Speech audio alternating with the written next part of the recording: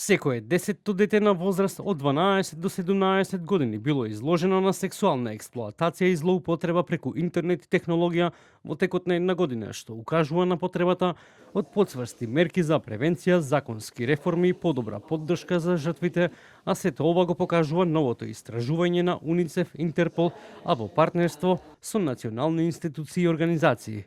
Истражувањето покажува дека речиси 4 од 5 деца биле изложени на злоупотреба од некој што го познавале. Над половина од сторителите биле полнолетни лица.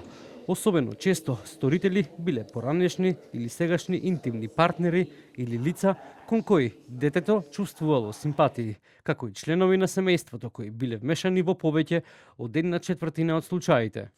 Наудите исто така потврдуваат дека ова не се случува само во онлайн просторот, ова е вкоренето во секојдневното живење и средина на децата и често пати се префрла помеѓу физичкиот и онлайн просторот. Верувам дека сите ќе се согласиме дека несомнено е дека децата не можат и не треба од нив да очекуваме сами да се заштитат од ваква злоупотреба, но одговорноста е пред се кај нас возрастните за да спречиме штета, ефективно да одговориме и да создадеме побезбедна средина за децата. Како во физичкиот простор, така и во онлайн просторот. Заменик министерот за внатрешни работи Астрид Исени посочи дека овој извештај е патоказ за конкретни чекори, подобра превенција во заедниците и училиштата.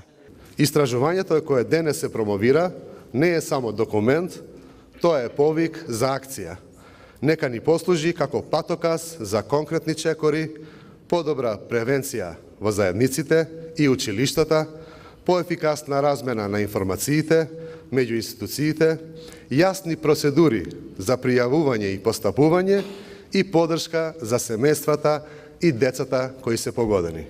Иако 88% од децата кои биле експлоатирани или злоупотребени раскажале некому за своето искуство, пријавувањето и барањето помош преку формални канали останало исклучително ниско, под 1%.